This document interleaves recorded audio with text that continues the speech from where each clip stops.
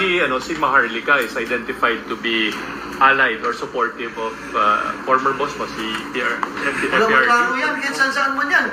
Punta ka rin din, tapos punta rin kay Bumbong, tapos wala naman, gano'n lang yan. Hello mga kabibig! Welcome back sa ating bagong YouTube channel. Ito ang pinakamaingay na YouTuber sa balat ng YouTube. Ako si Kabibig, maglabak-labak with evidence. Ako sobrang galit ni Senator Bato de la Rosa. Nako, dahil daw sa post ni Maharlika na nagtanong si Maharlika kung nabayaran ba si Senator Bato de la Rosa ni Liza Marcos. Ang reaction naman ni Maharlika, nagtanong lang siya. Kasi parang siya yung boses ng mga taong nanonood sa hearing at nabasa ni Maharlika ang mga komento ng mga tao, yung mga speculations, conclusions, assumptions ng mga tao na nanood sa hearing. Pero mali ang interpretasyon ni Senator Bato de la Rosa. Kaya ay sumabog sa galit si Senator Bato de la Rosa. Sinagot talaga si Maharlika as in super duper to the highest level. At para yata sa aking pagkaintindi, parang sinabi ni Senator Bato de la Rosa ba na parang balingbing ito si Maharlika. Kasi Duterte, noon Marcos, ngayon Duterte, parang ganong estilo ba? Ay nako, sabi ng mga ibang bashers ba, o yan Maharlika, nakatikim ka ng isang sampal ni Senator Bato de la Rosa. Ang gusto kasi daw ni Maharlika at mga DDS na one-sided lang daw ang hearing. Na dapat akusahan si Pangulong Bongbong Marcos na addictus benedictus.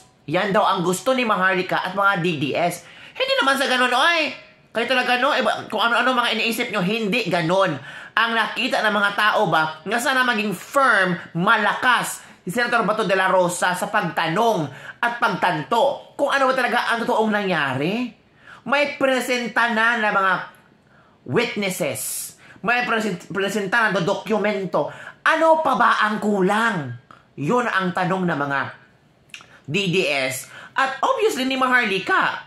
Para yatang sabi pa ni Jason sa hindi mapigilan ni Senator Bato ang pagiging makiling niya sa kanyang mga MISTA or PMA graduates na sangkot sa hearing to the point of vouching for their integrity and probity. Sinayang mo yung opportunity mo to sign Mr. Ronald de la Rosa. True colors out. Sabi ni Jason sa, ito pang ibang sinabi ni Jason sa, Pastelan Ronald, kalimutan mo na yung re-election mo. Naging buhangin at alikabok yung bato. Ay, so panoorin nyo ang video kung saan in-explain ni Senator Bato de la Rosa ang kanyang side. Watch this video. Si Maharlika is identified to be allied or supportive of former boss mo, si FPRC. Alam mo klaro yan, kahit saan man yan. Punta ka rin din, tapos punta rin kay Bumbong, tapos wala naman, gano'n lang yan. So how do you feel na parang ina-accuse ka talaga no? Yes, klaro man yun na pinost niya I feel insulted. And it's very unfair accusation. Because I'm doing my best to conduct a very objective and a very fair hearing. Baka hindi niya gusto niya, yung gusto niya masusunod. No, I am the chairman, I have to run the show. Baka gusto niya na kagad na i-crucify dapat natin yung tao na gusto nilang i-crucify. Yan ang gusto niya, kaya nagalit siya sa akin. How unfair these people are. Na-accuse pa ako na baka nabayaran daw ako ni Liza Marcos. God damn. Sorry. Klaro man yun na pinost niya I feel insulted. And it's very unfair accusation. Because I'm doing my best to conduct a very objective and a very fair hearing. Baka hindi niya gusto niya yung gusto niya masusunod. No. I am the chairman. I have to run the show. Baka gusto niya na kagad na i-crucify dapat natin yung tao na gusto nilang i-crucify. Yan ang gusto niya, kaya nagalit siya sa akin. How unfair these people are. Na-accuse pa ako na baka nabayaran daw ako ni Liza Marcos. God damn. Sorry.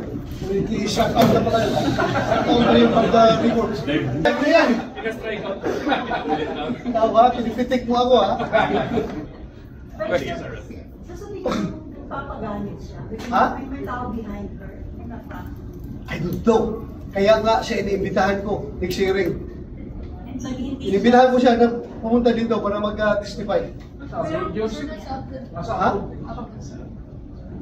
Pamasahian ko siya, kung gusto niya.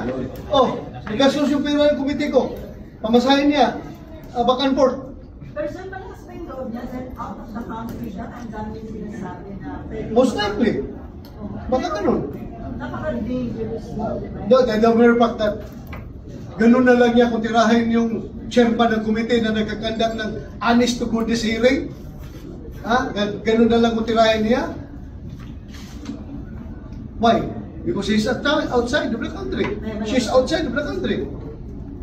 Wala bang pwedeng gawin yung considering hindi lang naman ikaw, pati si Presidente and the Prophet's family. Lahat, ang dami niya tinitira.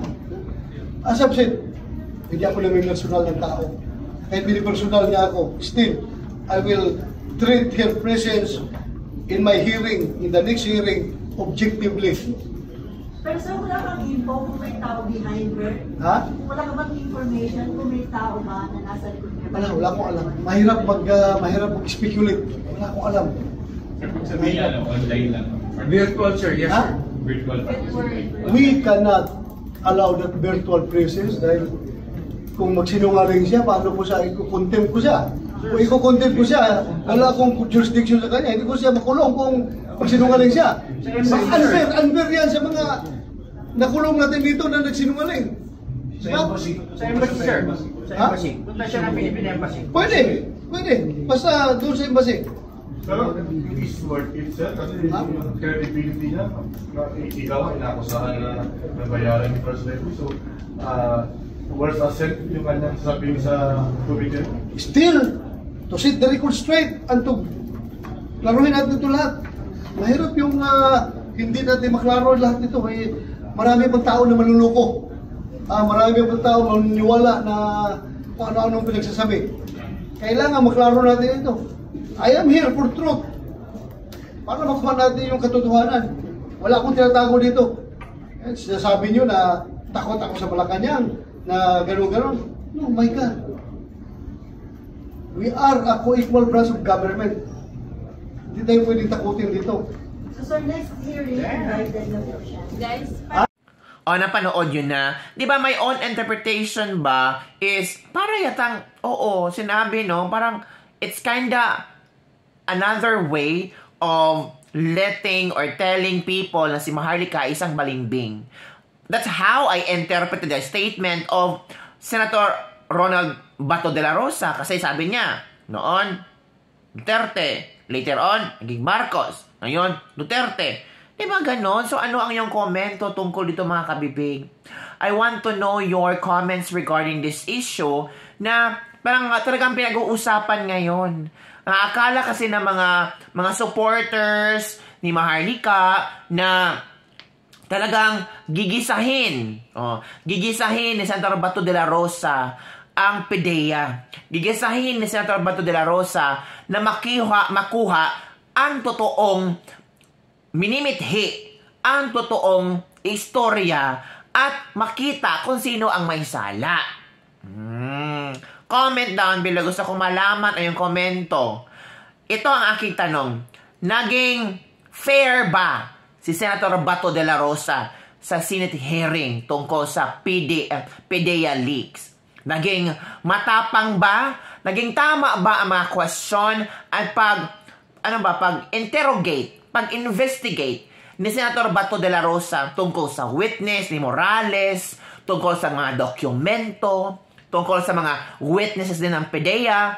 Naging tama ba ang pag-desisyon, ang pag-analyze ni Senator Bato de la Rosa sa mga inihain, mga sinabi ni Morales tungkol sa issue na ito?